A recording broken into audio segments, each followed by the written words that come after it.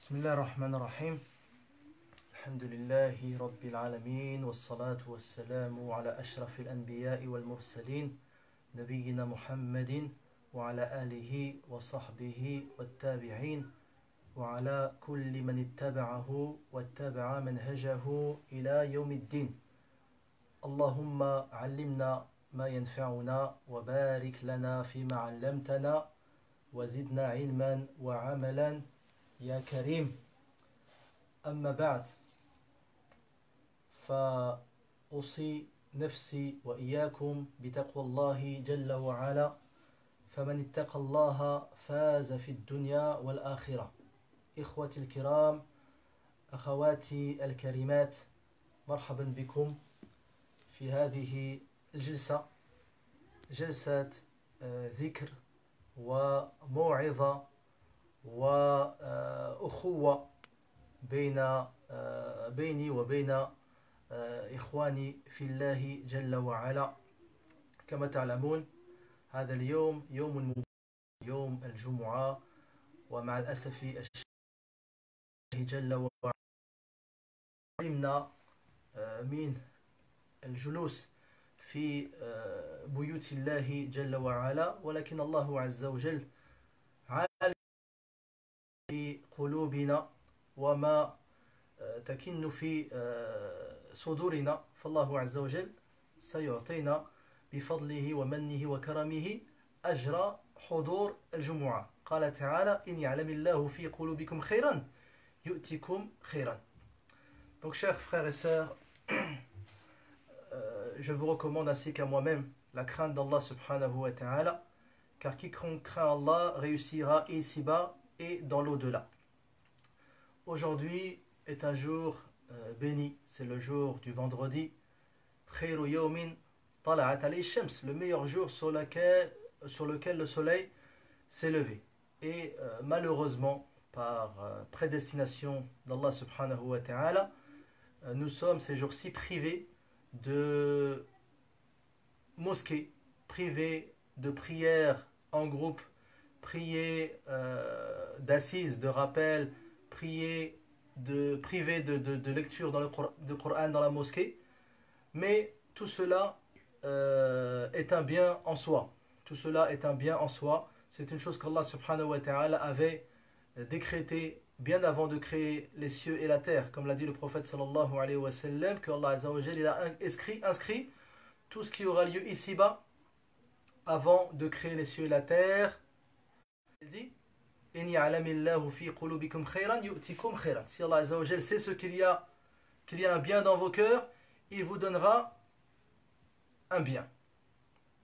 Et comme vous le savez, lorsque le musulman a une intention de faire le bien et que un motif vient lui l'en empêcher, Allah azza wa jalla lui donne la récompense complète. Le prophète alayhi salatu wassalam, lorsqu'il revenait de la bataille de Tabouk, il a dit aux compagnons qui étaient avec lui de retour de la bataille, il a dit: il y a des gens qui sont restés à Médine, c'est-à-dire ils ne sont pas venus avec nous vers Tabouk, et vous n'avez pas traversé une seule vallée ou bien avancé ne serait-ce d'un pas sans qu'ils aient la même récompense que vous.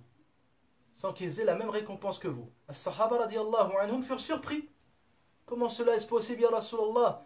Nous, on a pris toutes nos affaires, on a pris nos montures, on a été fatigués, on a combattu l'ennemi, etc., etc. Il a dit: Habasahumul udhr, c'est-à-dire rester à Médine pour motif. Donc Allah azza wa jalla leur a donné la récompense complète. Donc si tu avais l'intention de te rendre à la mosquée aujourd'hui et que la mosquée est fermée pour les motifs que nous savons tous, tu as la récompense du vendredi. Comme vous le savez, donc, il y a une crise sanitaire mondiale. Donc ce n'est plus une crise sanitaire en Chine, en Corée du Sud, en Italie. Non, c'est devenu mondial. Tous les pays sont touchés par cette épidémie à différents degrés, bien sûr. En France, nous sommes arrivés à plus de 10 000 cas. Plus de 10 000 personnes sont malades à l'heure actuelle du coronavirus. Et hier, nous en étions à 372 décès. Et comme vous le savez, ça avance très très rapidement. Nous ne sommes pas arrivés au pic de l'épidémie. Donc il se peut, Wallahu ta'ala a'lam, que le nombre de et ainsi que le nombre de défaits. Là, an yu'afiyana jami'an, qu'Allah Azza wa Jalla nous préserve de cette maladie,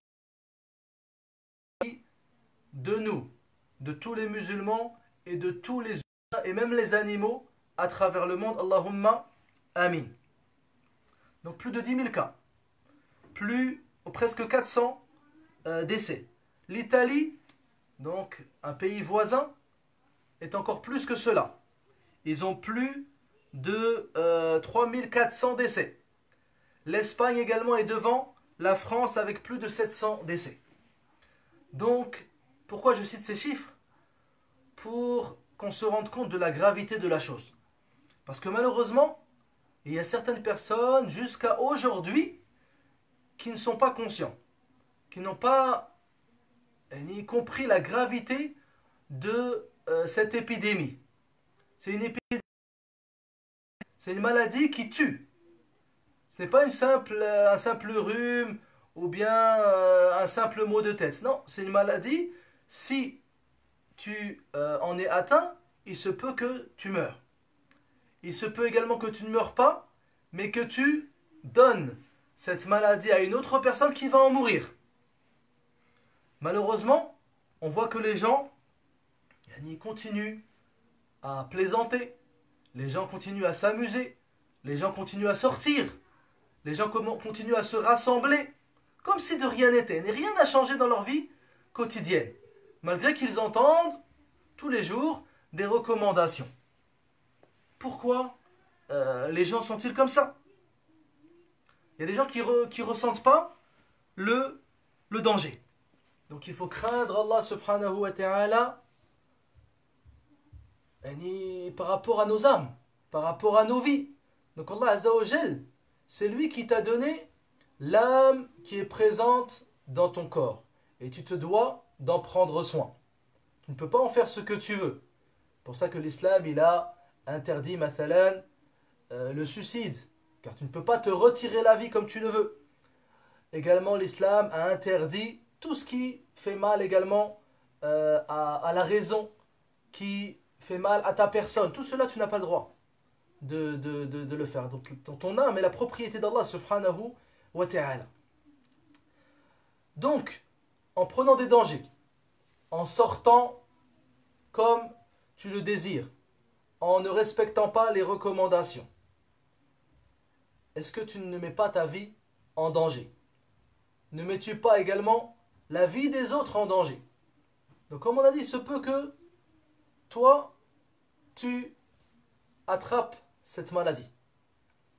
Et comme les médecins ont dit, les signes n'apparaissent pas aussitôt. Il se peut que pendant 15 jours, tu sois porteur de la maladie sans aucun signe. Et tu n'as pas l'impression d'être malade.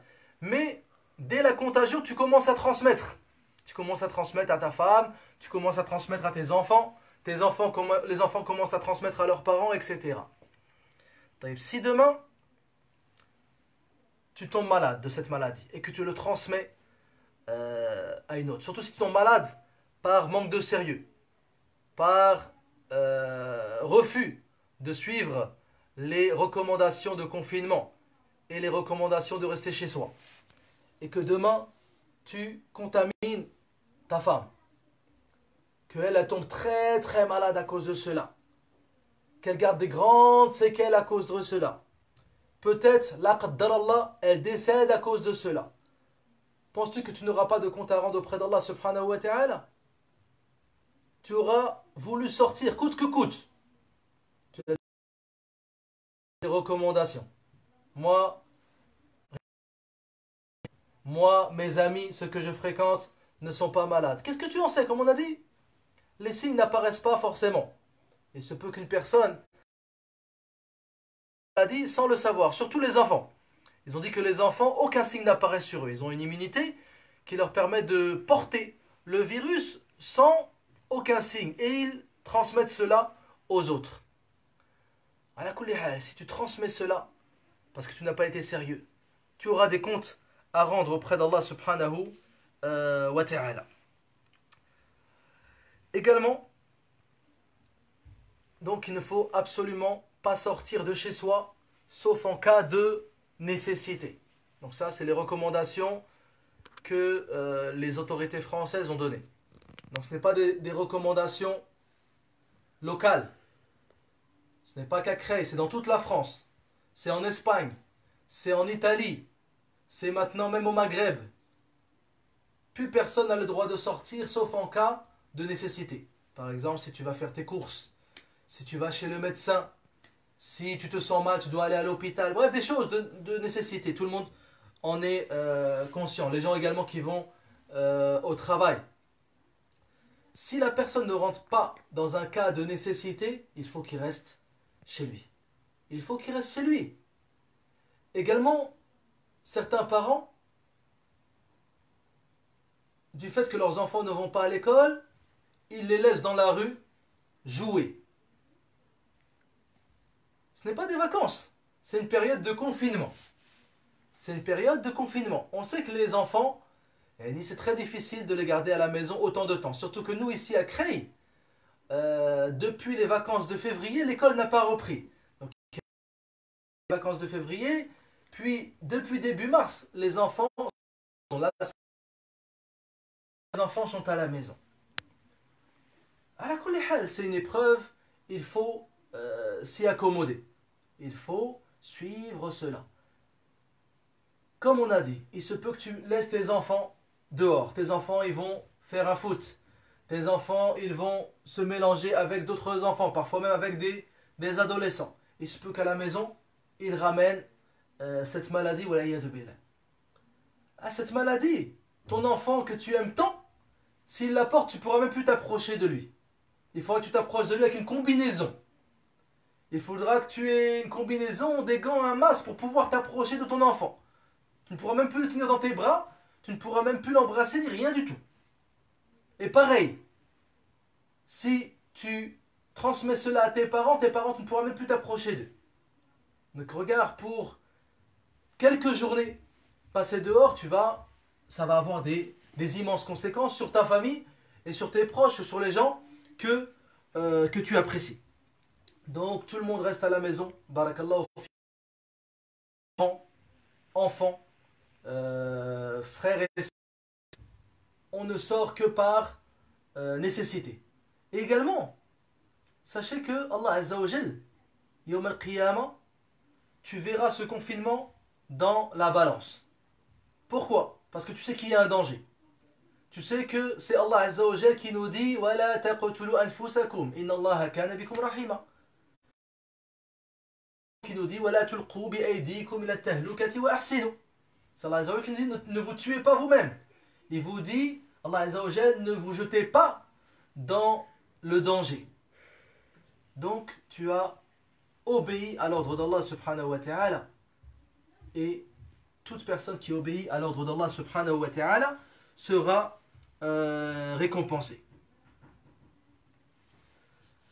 Un autre point sur lequel je voulais rebondir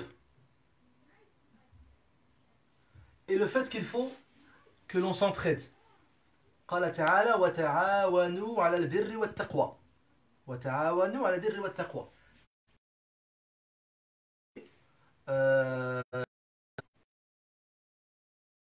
Mais il faut prendre des nouvelles des gens. Il y a des gens pour qui ce n'est pas facile. Il y a des gens qui, pendant cette période, ils ont dû fermer leur boutique. Il y a des gens qui, pendant cette période, leurs patrons leur ont dit restez à la maison. Et comme il n'y a plus de travail, je n'ai plus de quoi vous donner un salaire.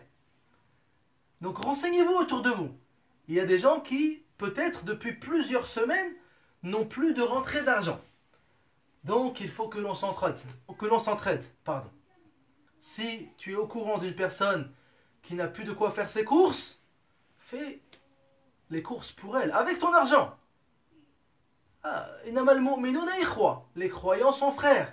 Également, même un non-musulman qui n'a plus de quoi se nourrir, tu vas faire des courses pour elle et tu lui rapportes ses courses. Il me semble qu'il y a des jeunes sur Creil, de Bassin Créois, qui ont une bonne initiative. Justement, ils font les courses pour les gens qui ne peuvent pas aller faire les courses eux-mêmes, soit parce qu'ils sont dans l'incapacité, par exemple les personnes âgées, ou bien ceux qui n'en ont pas les moyens. Donc essayez de vous rapprocher de ces associations. Ou déjà se rapprocher des voisins, ou même des gens que tu as dans les téléphones. Prends de leurs nouvelles. Ça se trouve, ils n'ont plus que quoi manger, mais ils se taisent. Donc il y a des gens qui, par honte, n'osent pas demander, mais ils se taisent. Donc renseignez-vous auprès de ces gens-là. Le prophète sallallahu alayhi wa sallam, il nous dit Al-mu'minu lil-mu'mini kal-bunyan, yashuddu ba'duhu ba'da. Le croyant pour le croyant est comme un édifice. Yashuddu ba'duhu ba'da. Et le prophète sallallahu alayhi wa sallam, il a croisé ses doigts pour montrer la proximité des croyants. Wal-mu'minuna wal-mu'minat ba'duhum awliya'u ba'd. Les croyants, les croyantes sont alliés les uns les autres. Donc renseignez-vous auprès de vos proches, auprès de vos voisins, auprès de vos amis pour voir s'ils n'ont pas besoin de quelque chose. Également, le prophète sallallahu alayhi wa sallam, un jour il y a Uqba qui lui a dit Ya Rasulallah, man najatu. Ya Rasulallah, man najatu. فقال النبي صلى الله عليه وسلم أمسك عليك لسانك وليسعك بيتك وابكي على خطيئتك. Le prophète sallallahu alayhi wa sallam, Uqba ibn Amir radiyallahu anhu, il l'a interrogé pour lui dire Ya Rasulallah man najat, comment être sauvé ici-bas, c'est-à-dire ne pas avoir trop de péché yawm al-qiyamah. Le prophète sallallahu alayhi wa sallam, qu'est-ce qu'il a dit? Il a dit Amsik alayka lisanak, c'est-à-dire ne parle pas les autres du mal de ta langue. Waliyasa'uka baytuk, reste chez toi. Wabki ala khati'atik, et pleure sur les péchés que tu as commis. Donc à l'heure actuelle, il est très important de garder le silence. Parce que malheureusement, beaucoup de gens, parmi eux les musulmans, certains musulmans, ils parlent beaucoup pendant cette période. Ils deviennent des professionnels de l'analyse. Ils analysent les choix politiques, ils analysent les choix économiques, ils analysent les choix sanitaires. Ils pensent, eux, connaître le remède à ce virus par rapport à des choses qu'ils ont lues ou entendues à droite et à gauche.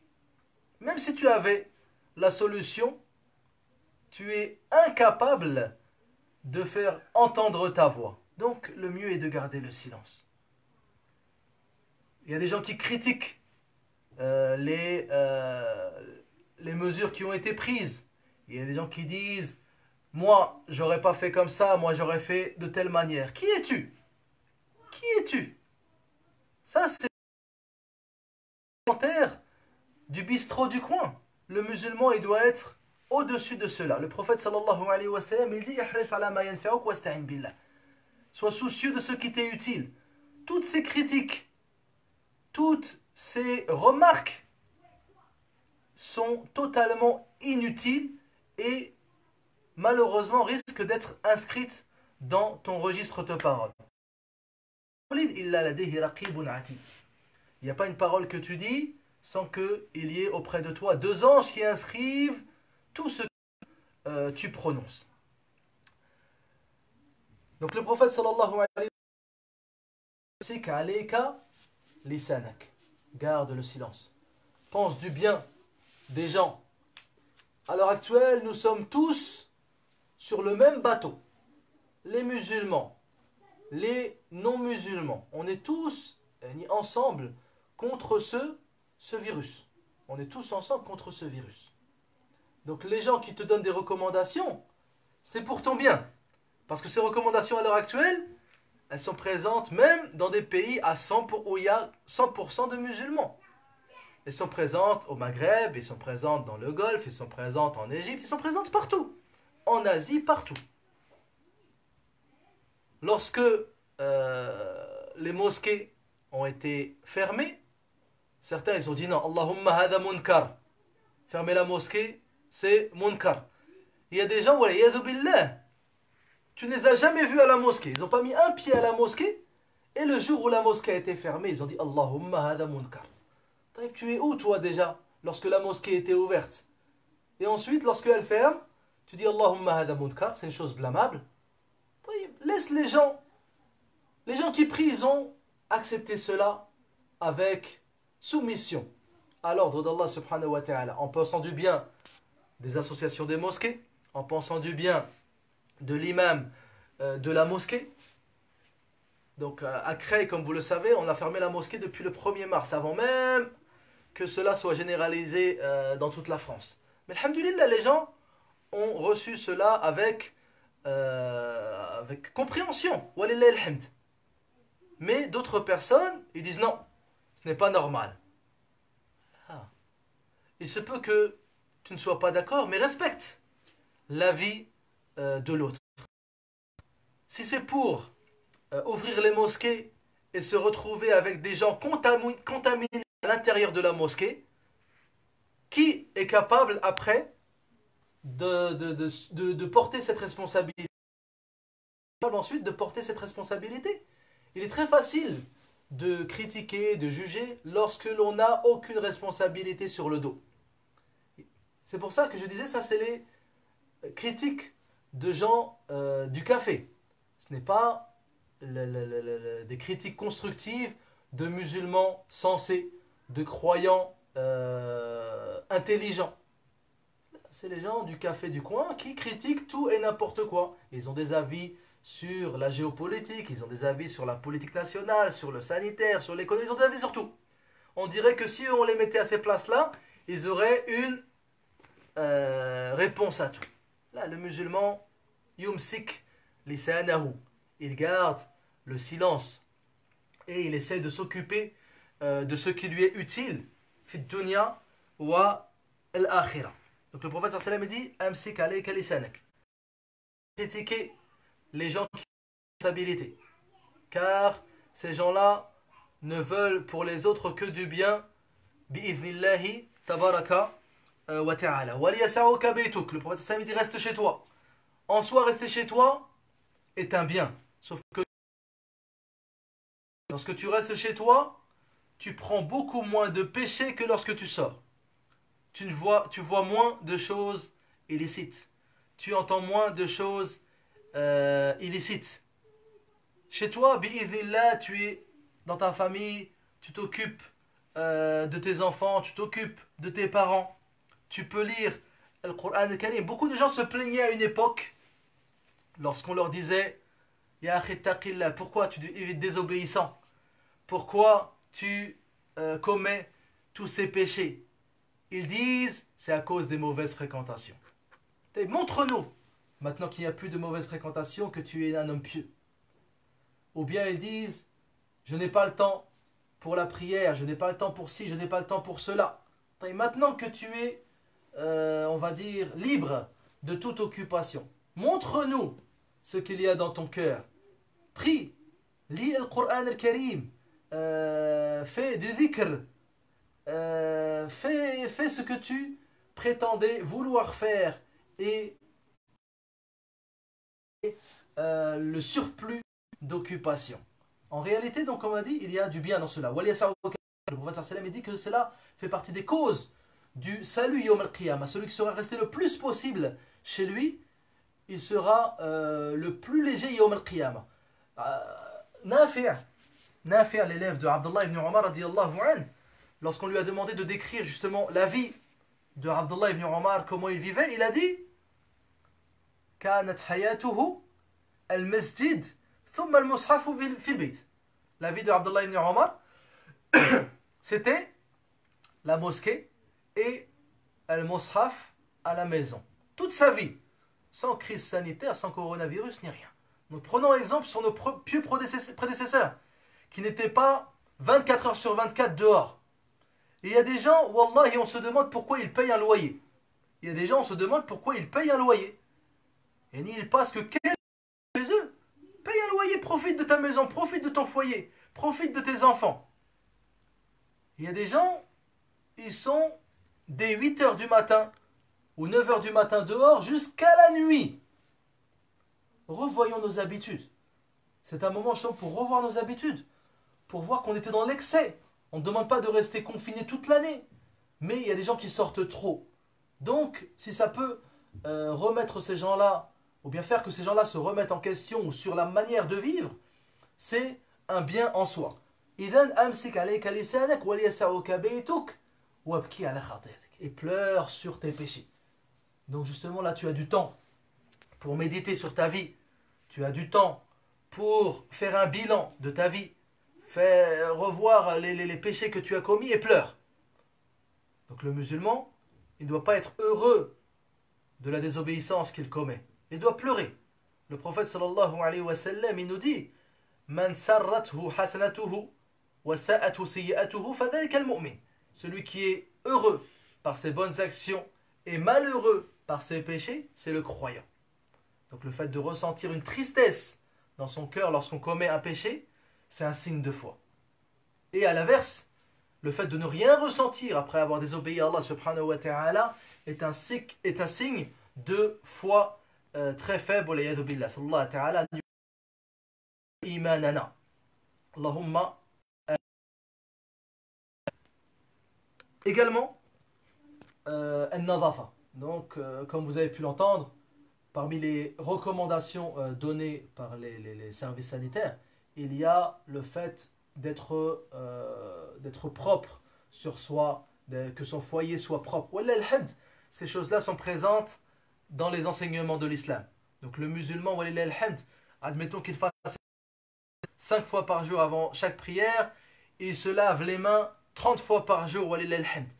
Il se lave la bouche, il se lave le nez, il fait l'irtisal lorsqu'il est en état de janaba, il fait l'irtisal yawm al-jumu'ah. Donc de manière générale, le musulman bi'idhnillah est une personne propre.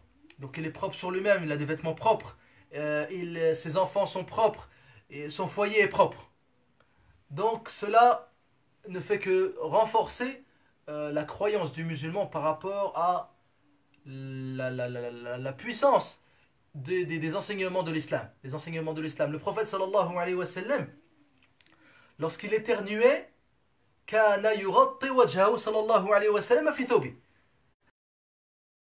Son visage dans son vêtement alayhi salatu wa sallam. Et comme vous l'avez pu le fait d'éternuer dans son cou. Le musulman il est propre. Il n'a pas besoin de ces recommandations. Mais admettons que certains musulmans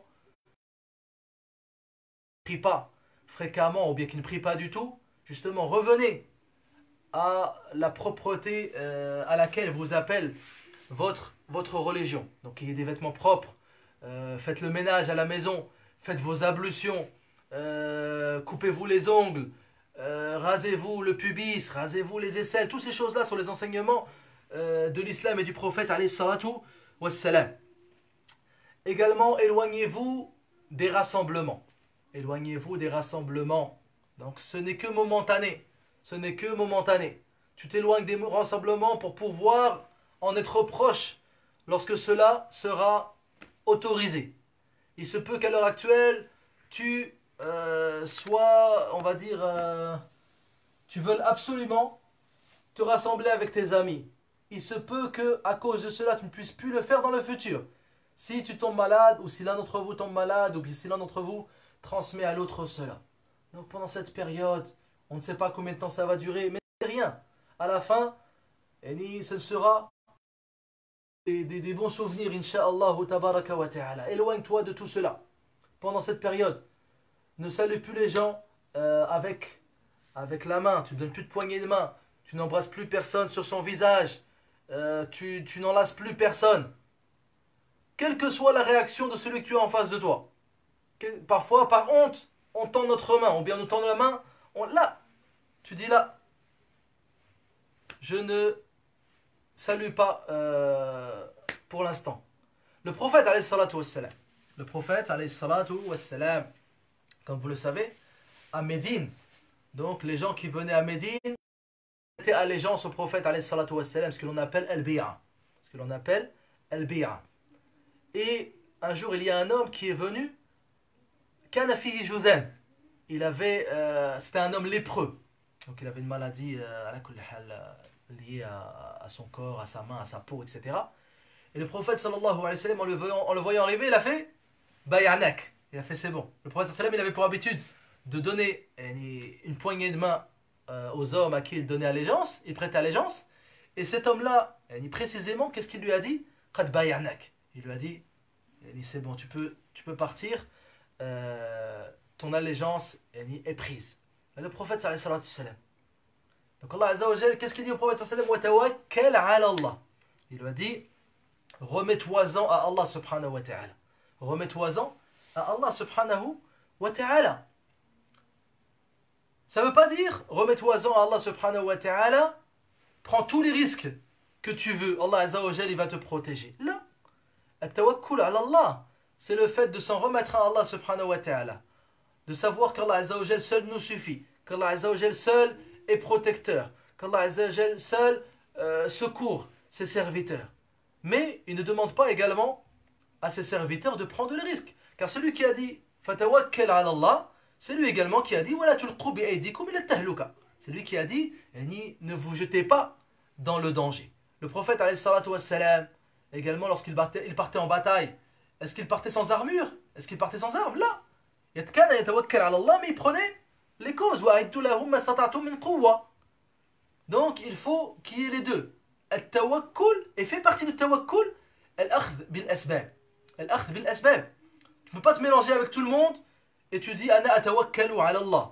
Je m'en remets à Allah subhanahu wa ta'ala. Là, ça c'est ce que l'on appelle ilqa bin-nafs ila tahluka. C'est ça le fait de se jeter dans le danger. Et ça c'est une chose interdite et la personne qui fait cela aura des comptes à rendre yawm al-qiyamah. Sachez également que pourquoi fait-on cela? Donc pourquoi ces mesures ont été prises? Pourquoi ces recommandations ont-elles été données? C'est dans le but de préserver un maximum de vie. Parce que là, comme vous avez pu l'entendre, nous ne sommes pas au pic de l'épidémie. Le pic de l'épidémie, apparemment, Allah Ta'ala a'lam, il est devant nous. Il dit, je ne sais pas quand, peut-être dans quelques semaines, peut-être dans un mois, Allahu a'lam. C'est-à-dire là, nous sommes qu'au début de l'épidémie. Et nous avons déjà, comme on l'a dit, 372 morts. Donc comment ce sera dans plusieurs semaines? Donc le confinement, c'est dans le but justement qu'il y ait un minimum de décès. Qu'il y ait un minimum de décès. On ne fait que protéger cette religion. Car si tu es malade, tu ne pourras plus adorer Allah subhanahu wa ta'ala comme tu le veux. Si tu décèdes, inqata'a amaluh. Tu n'as plus d'œuvre inscrite. C'est fini. Al-hayat qad intahat. Donc il n'y a pas de religion sans vie. Il n'y a pas de religion sans santé. Donc, hifzun nafs ici, c'est très important. Walillah alhamd. La religion ne s'arrête pas. Lorsque les mosquées ont été fermées, tu peux prier n'importe où tu veux. Le prophète sallallahu alayhi wa sallam, qu'est-ce qu'il dit? Ju'ilat li al-ardu masjidan wa tahura. Il a dit alayhi salatu wa sallam, toute la terre entière, du nord au sud, de l'est à l'ouest, est un endroit de purification, un tayammum, et un endroit de prière. Tu peux prier où tu veux. Walillahi alhamd. Tu peux lire le Coran où tu veux. Tu peux faire du dhikr où tu veux. Tu peux prier al-nawafil où tu veux. Tu peux faire tout ce que tu faisais à la mosquée de chez toi. Walillahi alhamd. Également, beaucoup de mosquées ont ouvert des classes virtuelles sur Internet pour continuer l'enseignement. Afin justement, tout ce qui est fait à la mosquée, walillahi alhamd, grâce aux nouvelles technologies, peut être fait pendant cette période de confinement. Normalement, bi'idhnillah, il ne devrait pas y avoir de manquement complet à son heure. Un nawafil que tu fais chez toi, tu lis le Coran al-Karim comme tu le faisais de manière habituelle, al-dhikr, garde les habitudes que tu avais à la mosquée. Peut-être qui nous rendra plus forts. Peut-être que nos mosquées, par la permission d'Allah subhanahu wa ta'ala, seront encore plus remplies avant la fermeture. Peut-être que certaines personnes qui n'étaient pas présentes au 5 présentes au 5. Les gens qui ne venaient pas du tout viendront un peu plus. Qui nous renforce toutes et tous. Également, barakallahu fikum, un autre conseil, éloignons-nous des rumeurs. Éloignons-nous des rumeurs. À l'heure actuelle, il y a énormément de rumeurs. On reçoit tous les jours des audios. Une personne qui dit qu'il est infirmier et qui va nous dire la réalité des choses dans les hôpitaux. Attention, on vous ment. Attention, voilà ce qui va se passer dans quelques jours. Attention, bref.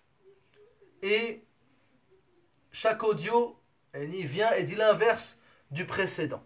Donc, faites attention, barakallahu fikum, à ne pas transmettre et à ne pas prêter attention à ce type de fausses informations et ce type de rumeurs. On ne s'en sort plus sinon. On ne s'en sort plus sinon. Prenez vos informations des sites ou bien des sites, on va dire, sérieux et reconnus. Après, la personne ne peut pas vivre une vie dans laquelle il doute de tout le monde. Friand. Un audio qui... Les infos vous mentent. Attention, le gouvernement vous ment. Attention, les hôpitaux... C'est attirant. On ne peut pas vivre ainsi, en pensant que tout le monde nous ment. Là, celui qui fait ce type d'audio, malheureusement, qui ment. Parce que les jours passent et on se rend compte que cet audio, ce qui était présent dans cet audio n'est pas vrai. N'est pas vrai. Donc, barakallahu fikum, comme on a dit tout à l'heure, cessons les commentaires de café. Comportons-nous réellement comme des réels musulmans censés doués de raison. Donc, évitons de propager ce type de fausses informations. Également, barakallahu fikum, une autre recommandation, gardons l'ordre et gardons l'indibat. Soyons mesurés dans nos déplacements et même dans nos comportements et faisons preuve de patience. On a pu voir, comme vous le savez, des vidéos dans lesquelles il y a des bagarres dans les supermarchés. S'il y a du monde, forcément, les gens vont être stressés et angoissés. Et il se peut que les gens, on va dire, se mettent facilement en colère. Là, gardons notre calme. Gardons notre calme. Essayons également de choisir les moments pour faire les courses où il y a le moins de monde possible. Et je pense que plus vont passer, moins il y aura de monde. Les gens se sont précipités. On a dit que c'était une grave erreur. Tout le monde a pensé la même chose. Il y avait des queues jusqu'à en dehors. Donc allez faire également, essayez de voir vos commerces de proximité plutôt que les grandes surfaces. Et bien là, les grandes surfaces, la semaine prochaine, il y aura moins de monde. Pareil, si la personne se rend à l'hôpital, il y a énormément de monde à l'hôpital. La personne patiente, comme tout le monde, sans le personnel hospitalier. Faites preuve de bon comportement pendant cette période. Le personnel hospitalier également, il est surchargé. Donc comprenez cela. On patiente, on s'entraide tous. Comme on a dit tout à l'heure, on est tous à l'heure actuelle sur le même bateau. On est tous sur le même bateau, il faut que l'on s'entraide de la meilleure des manières. Également, barakallahu fikum, en tant que musulmans, n'oublions pas ad-du'a. N'oublions pas ad-du'a, c'est une des armes par lesquelles on peut apporter notre brique à l'édifice, insha'Allah tabaraka wa ta'ala. Et Allah Azza wa Jal, c'est ce qu'il veut de nous. Lorsque Allah Azza wa Jal, il fait descendre un malheur ou un malheur, une épidémie ou toute autre chose sur les gens, c'est afin justement qu'ils se dirigent vers Allah subhanahu wa ta'ala. Car Allah azza wa jal est le seul qui puisse dissiper cela.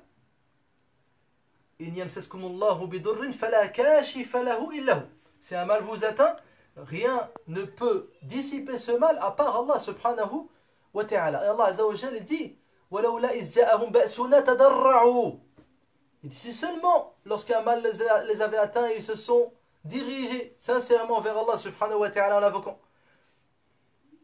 C'est ça que Allah azza wa jal il veut de nous subhanahu wa ta'ala. Donc beaucoup de dua, beaucoup de lecture du Coran Karim, beaucoup de prières, beaucoup de zikr, tout cela pendant cette période de confinement afin que Allah azza wa jal dissipe cela de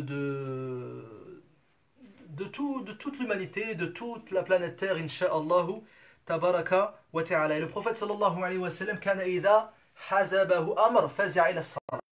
Sallallahu alayhi wa sallam, lorsqu'il était préoccupé par une chose, il s'empressait, il courait vers la prière, alayhi salatu wa salam.